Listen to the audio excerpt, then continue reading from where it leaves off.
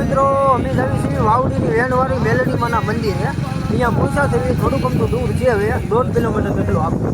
ના જઈને તમને માથા દર્શન કરાવીએ. ભાઈઓ પાછો આવો રસ્તો આવ્યો. જો અહીંયા પણ ગાડી આપો, અમારી પણ ગાડી ખૂતવા લાગી. જય મેલડી. જો જેવું મેલડીમાંનું નામ લ્યો એટલે ગાડી પાછી હાલતી થઈ જાય બરોબર. નગર અહીંયા ખૂતવા તો બહુ કરે છે, જોઈ શકો છો.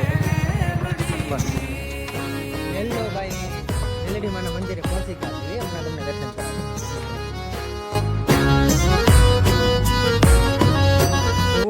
આ છે ને મેલડીમાંનું મંદિર છે, વાવડીની વેણવાળી મેલડીમાં. અહીંયા તમારા ધારા કામ થઈ જાય છે. શ્રદ્ધા અને વિશ્વાસ રાખજો એટલે તમારા અહીંયા 2 અગરબત્તી માનશો મેલડીમાં ને તોય તમારો સારું કામ થઈ જાય. જુઓ અમને માનતા એક કરી હતી, ધજા ચડાવી છે. અમારું કામ થઈ ગયું જો મેલડીમાંની કૃપાથી બરોબર. જો અમને ધજા હાલ અત્યારે ચડાવી જઈને હવે આગળ તમને દરિયો હમણાં બતાવીશું બરોબર. તો હવે તમને હું બતાવીશું દરિયો. હવે આપણે જઈએ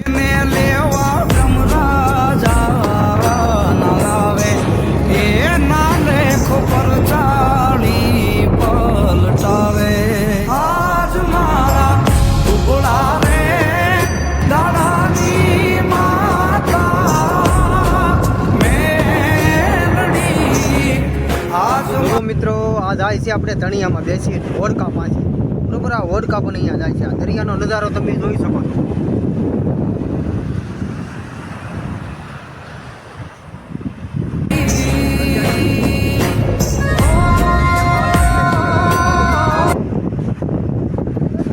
હલો મિત્રો, હવે અહીંયા વિડીયો અમારો પૂર્ણ થાય છે બરોબર. તો ખાસ કરીને મારું એક એવું કહેવું છે કે તમે એક ફેરી અહીંયા દર્શન કરવા આવો બરોબર.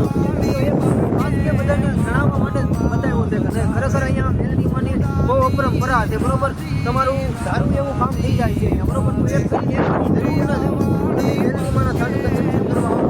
મેલડીમાંના દર્શન કર્યા બાદ દરિયો છે, દરિયો પણ હાવ નજીક જ છે બરોબર. જેમ કે આપણે કોટડામાં દરિયો છે, કોટડામાં તો નીચે ઉતરવું પડે છે બરોબર. તો અહીંયા તો તમારે મંદિરની પડખેથી ત્યાંથી કામ જવાનું રહે છે બરોબર. એટલે દરિયાનો નજારો પણ જોવાની ખૂબ આનંદ આવશે. અમને પણ બહુ અહીંયા આનંદ આવ્યો છે. હું તો અવારનવાર અહીંયા આવતો જ હોઉં છું. તો તમે બધાએ જરૂર ને જરૂર એકવાર અહીંયા આવજો.